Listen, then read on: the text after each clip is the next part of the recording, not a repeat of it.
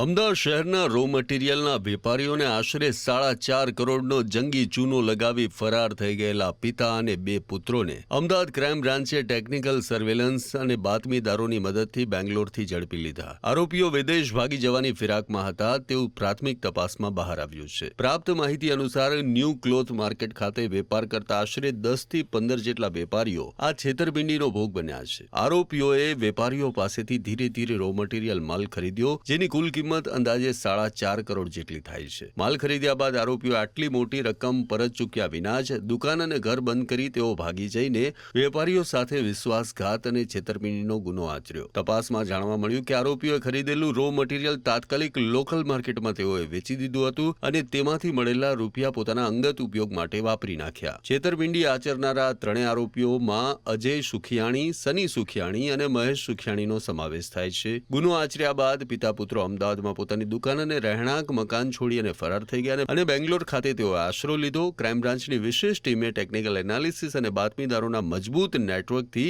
આરોપીઓનું location trace કર્યું અને બેંગ્લોરથી ઝડપી લીધા.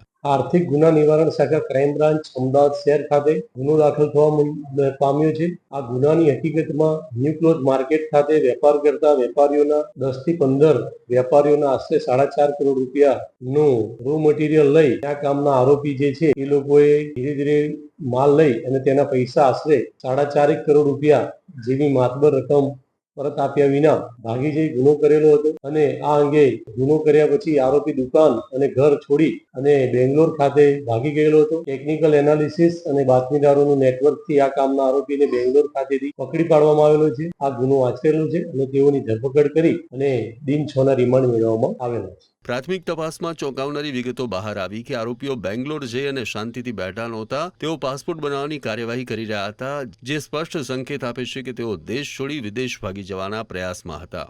આવા જ અવનવા વિડીયો જોવા માટે ફોલો કરો ઇન સેકન્ડ્સ.